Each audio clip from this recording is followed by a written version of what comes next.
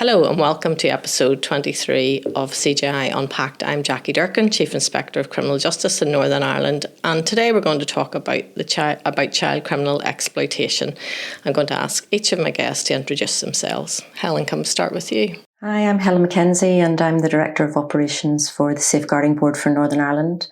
And we have the lead of coordinating 8 out of the 15 CCA actions on the Cross-Departmental Action Plan.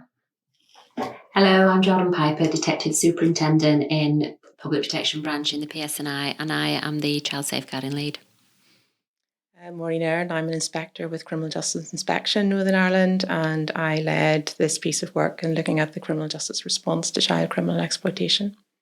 And hi, I'm Colm Walsh from Queen's, and I've been doing some work around capturing the voice of young people in relation to child criminal exploitation, and also working with partner organisations to see how can we better measure and capture how much of this is going on in local communities. Thank you all. Helen, can I start with you? And we know that the departments have agreed a definition of child criminal exploitation. So can I ask you why you believe it's important and that's embedded into service delivery in each organisation?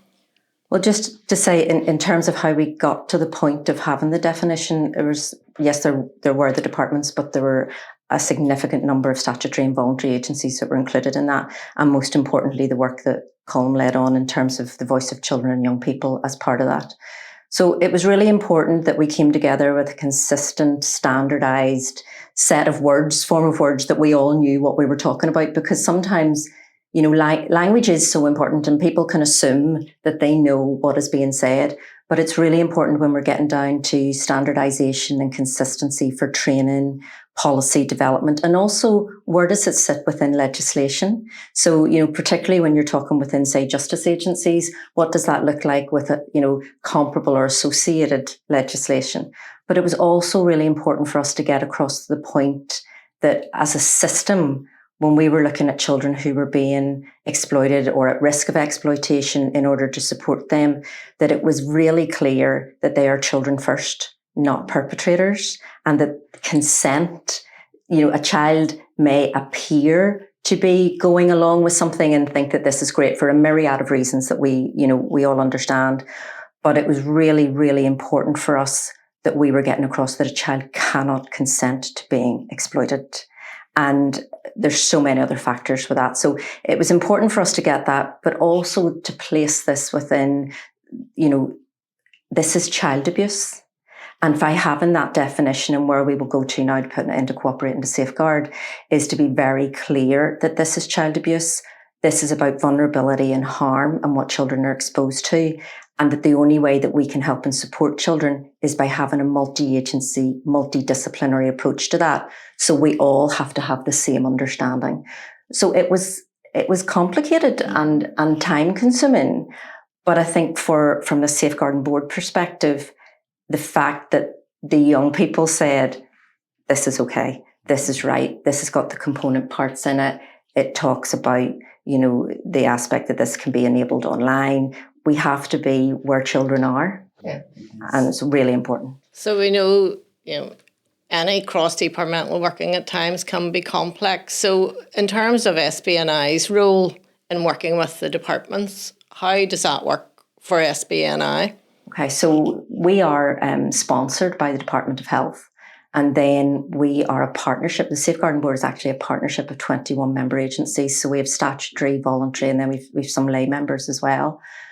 But our membership comes from across the other departments. So we have Justice Department, Education, Health, with people relating into communities. So we have to make sure that we're lined up at that top level, how we're linking in with Programme for Government. So we bring together, I suppose, as a partnership in a willingness to want to move forward and work together with the best interests of children at the heart of it.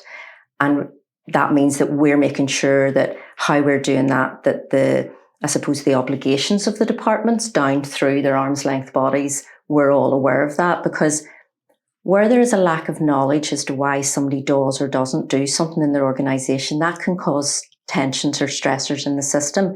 And that's part of the reason for the Safeguarding Board, for us all to come together, to work together, to understand what those stressors are, but also to use the expertise. So we get to use the expertise, for example, of Colm, engaging in the research, but also going out with children and young people. Our voluntary agencies on our board, we're engaging with them as well, because the Safeguarding Board has statutory duties to hear, listen and act on what children and young people tell us.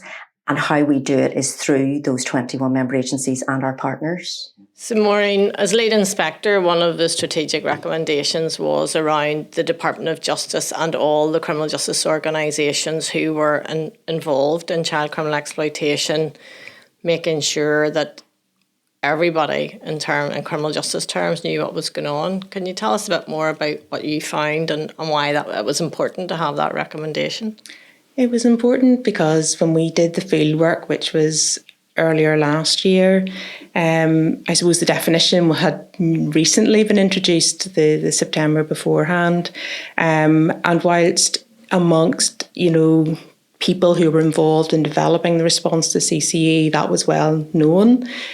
Within those organisations, there wasn't a great level of awareness of the definition. And I suppose not the formal definition, but, officers, in particular police officers, did recognise when something wasn't quite right, but didn't actually know how to respond to that effectively.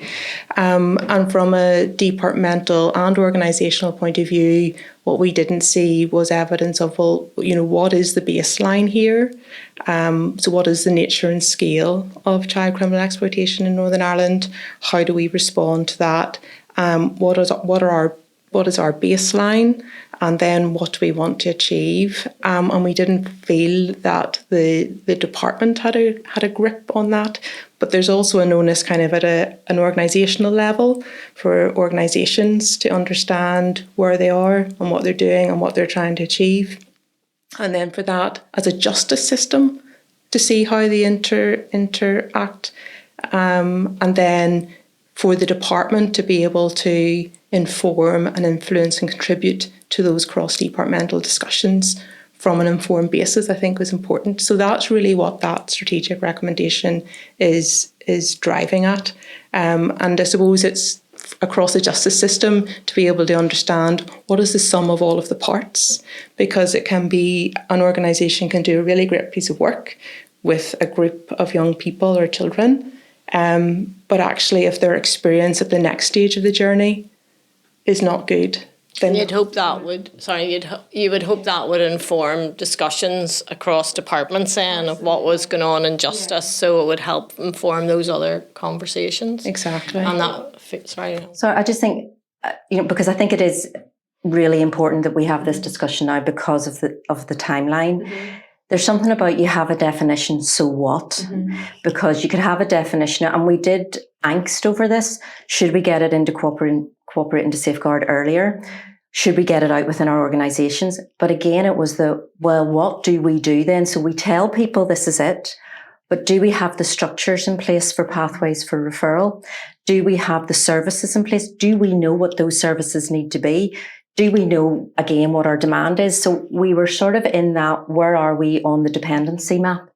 And we had to start somewhere. So I think it's about, I would like to think that we've had a really robust period of time to get the foundations right.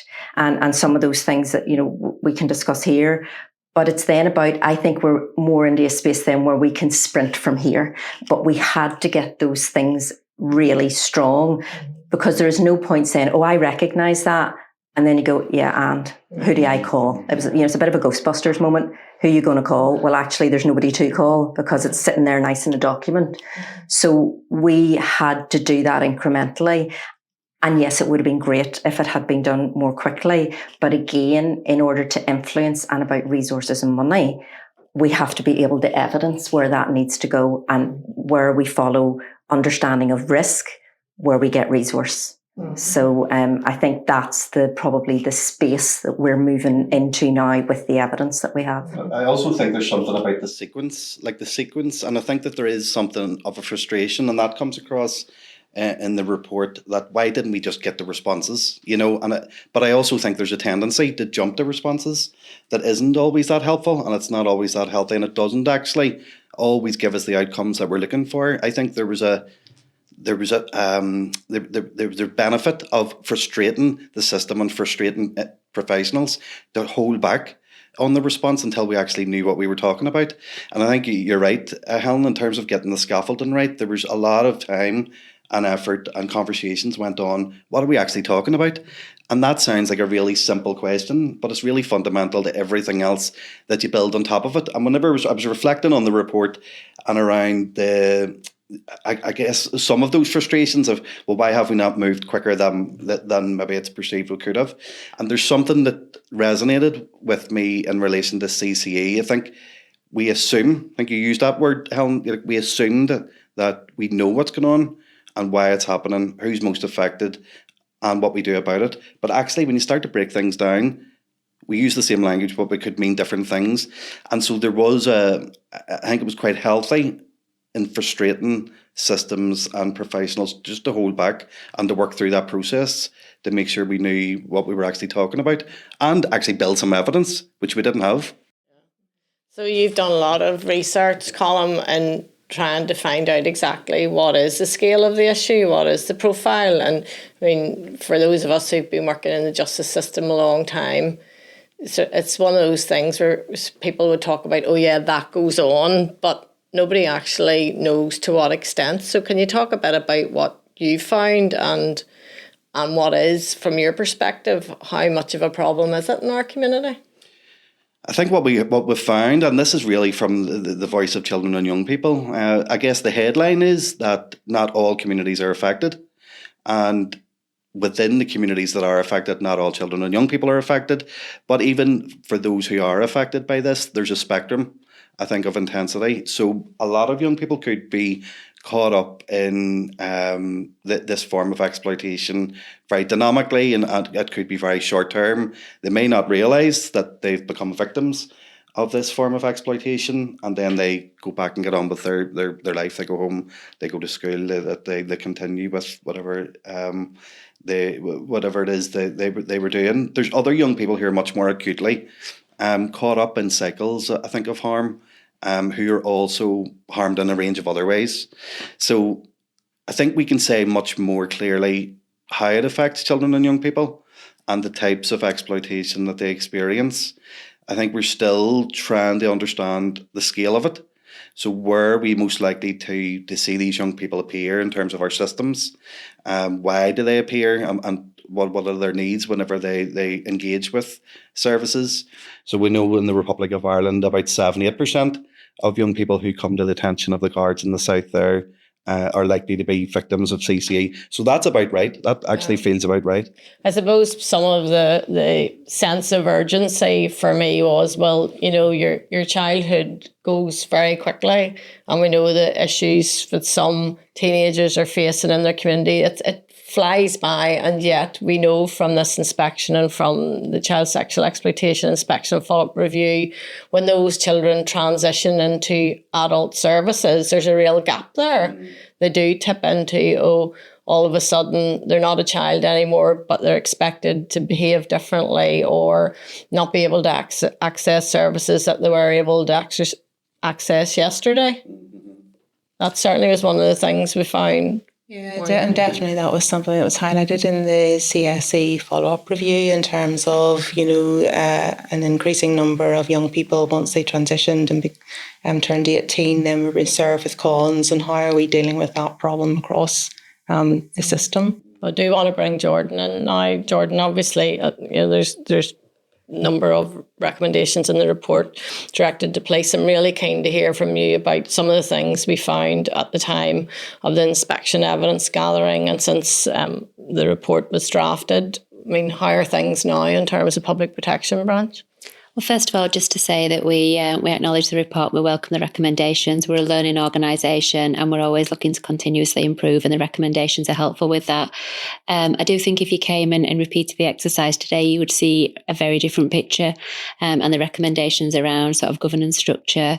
We have, over the past 6 months, really started to put those in place, and some of that awareness raising and training with officers, and a lot of it's building on existing systems that we already have. So we have a number of courses that include child safeguarding training. So it's making sure that they include specific information around CCE.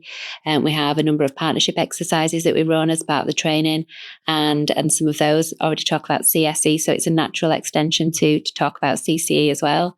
And like everyone else has said so far, our frontline officers have been seeing CCE for a long time. They might not have been calling it that, but they were seeing children who were being exploited by organised crime groups, by paramilitaries, by other adults in the area. And we're dealing with that with partners on the ground and through the child protection system with social care.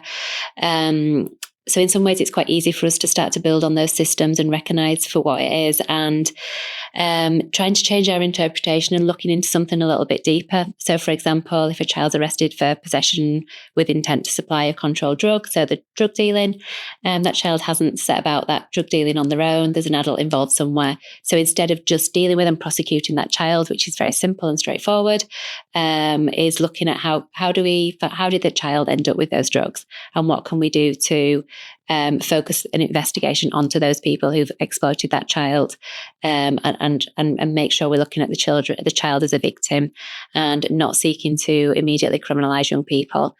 We've taken that same approach in recent public order situations as well, where we know that some children are encouraged by adults to become involved in serious public order, and it's changing some of that's changing our communications externally with what we're seeing and what we're dealing with. And in terms of resources, I mean, have you in your team, are you where you need to be or where you want to be in terms of the resources you have available, given the size and scale from what we do know, what your officers are responding to? So in terms of my PPB team, no, we're not where we want to be yet in terms of resourcing. And everybody knows we have significant resourcing and budgetary issues within the PSNI, but things are looking up. I think today there's around 50 new police officers attesting. So next week some of those will be starting working in our communities, and we're having regular recruitment campaigns and regular intakes of new officers. So that will start to filter through into the specialist crime branches and other parts of PSNI. So we do need to invest more within the PPB teams, but even across the service, we have the vulnerability hubs, we have inspectors in each district who are the vulnerability leads, and it's what can we do again to build on our existing systems to upskill our local policing officers who are seeing this anyway, and to take that more contextual safeguarding approach. And then, like Helen had talked about, building a system, making sure that they know what to do in terms of working with partners to address the issue. So, I would always take loads more resources, and we could do more things if we had more people. But in terms of what we're doing to build a framework and dealing with what's coming to our attention now, we're starting to become better resourced. Just in terms of the resourcing issue, I think that there's a couple of other things, which goes back to Helen's point around scaffolding. There is a significant emphasis, I think, in the report on police and what police are doing in relation to responding to CCA. But in terms of wider scaffolding, I think there are resource implications. What do we do pre-arrest, before vulnerable children come to the attention of police? Ideally, they are actually supported before that stage. But also, if they come to the attention of police, where are the resources then as a follow-on? What sort of need, what sort of support, resourcing, interventions, what's the network around them then that needs to be put in place? So I think resourcing is a good question, but it's probably much broader than a resourcing issue around policing. And I guess what are children telling you would make the difference?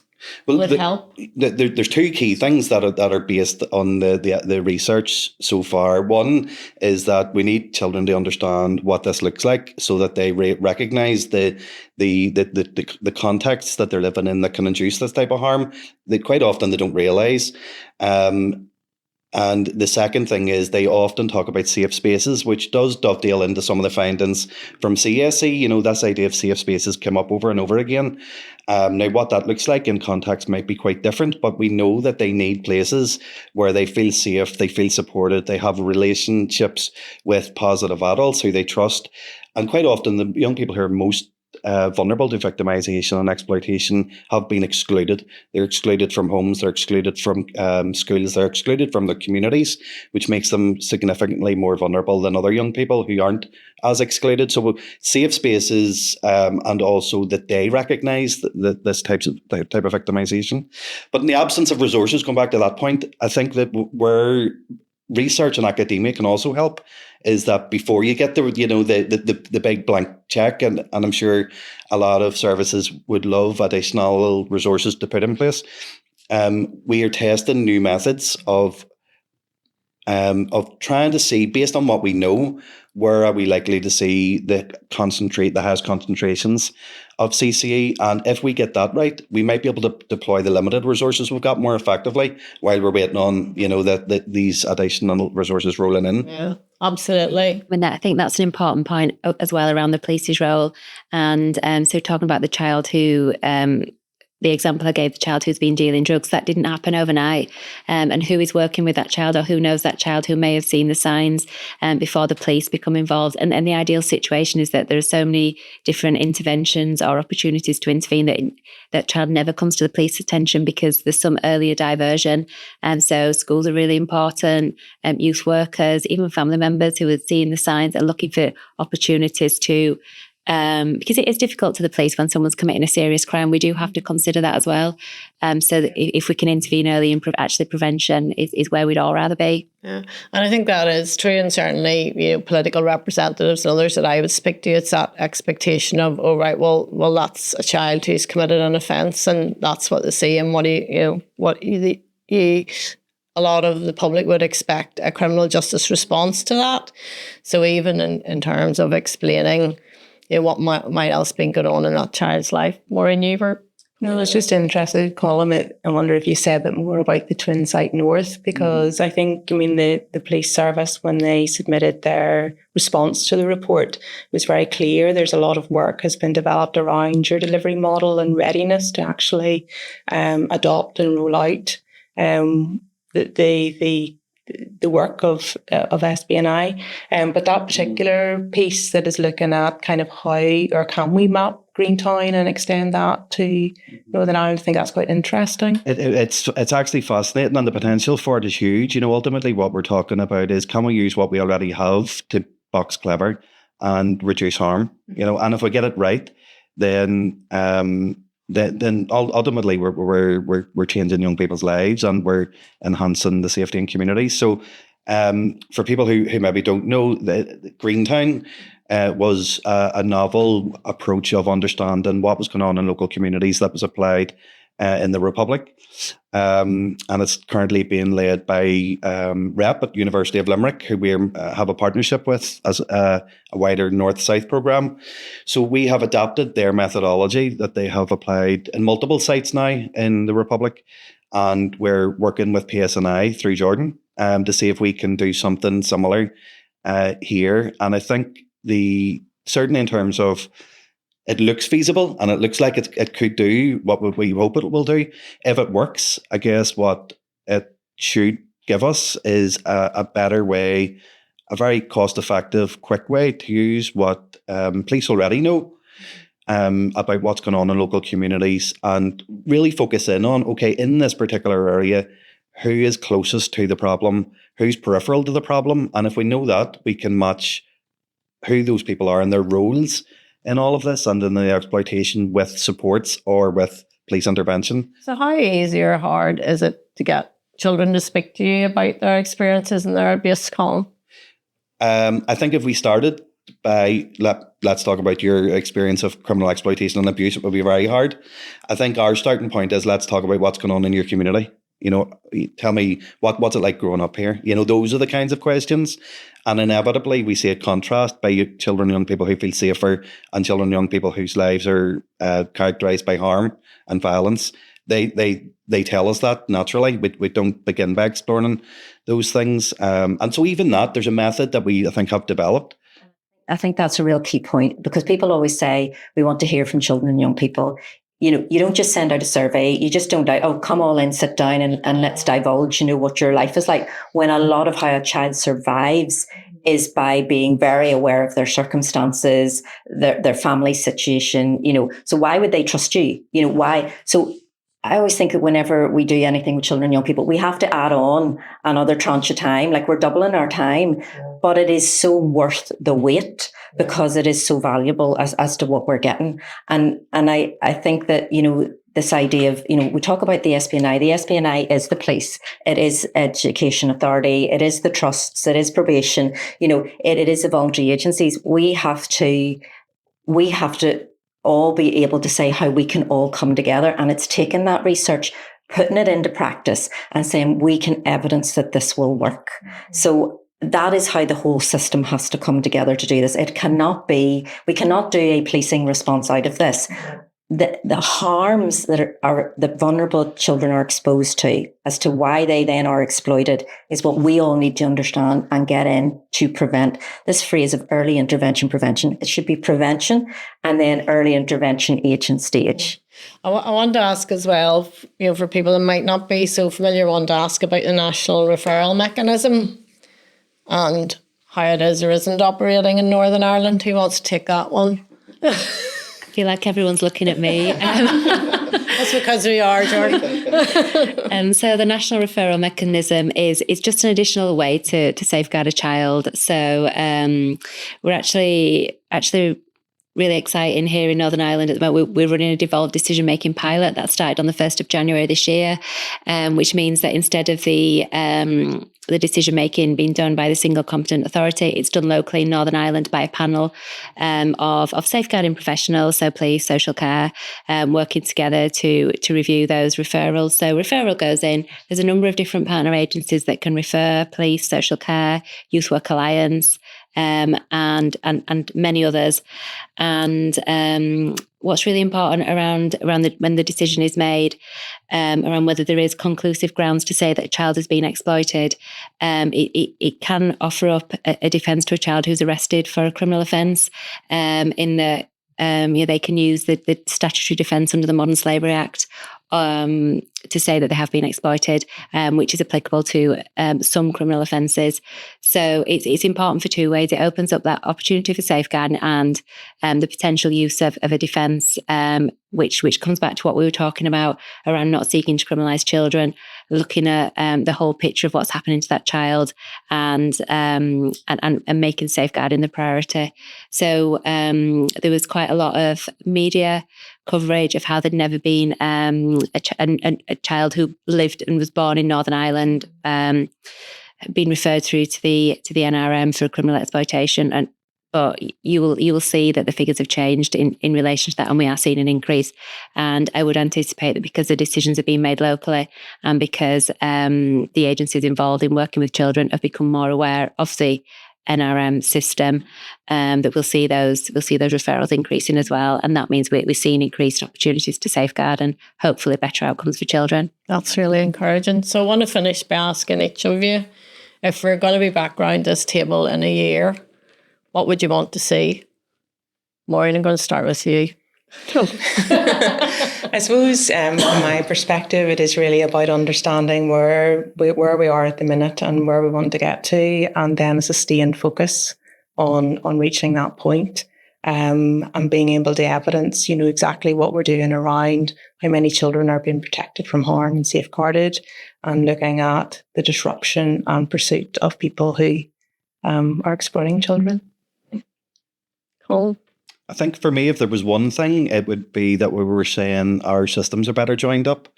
that individually in silos we're probably getting better, we understand more, and even internally maybe even our data collection is becoming better, but it's still not being shared, and I think that there's structurally and process, in terms of process, it would be nice this time next year to be saying, actually, we have found a way to share information much more coherently.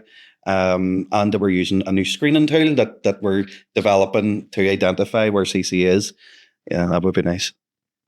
Yeah, I would agree with all that, Colm. And I suppose that if we have that, then what's really important for us is that young people know who they can speak to and trust that they will be heard. And because we've heard of so many other things where children do not speak out, and it's really important that we have the people and the supports in place. But ultimately, we really want to prevent, and that is a whole of government approach, to have a society that is a place where children can grow up and prosper and have hope, and where they shouldn't be living in some of the circumstances that they are. So I think that those systems and supports need to be in place: the policy, the guidance, the training, and the multi-agency working. I feel like the really good answers have already been taken. But what I would say was I would really like frontline officers to feel confident in what they're doing, to understand the problem, but also to know what they can do and where they can go to support from other agencies, so that they know there's a partnership response and it's really clear and simple for them to do. And I would like frontline officers to be able to see results from that, which will encourage them to, continue to put those referrals in, to work with partners, and then we can all see those results for children. Yeah. Well, can I thank you all for the work that you're doing to safeguard children in Northern Ireland, and I certainly want to say thank you for participating in the podcast today. You can listen to all of our previous episodes of CGI Unpacked wherever you get your podcasts.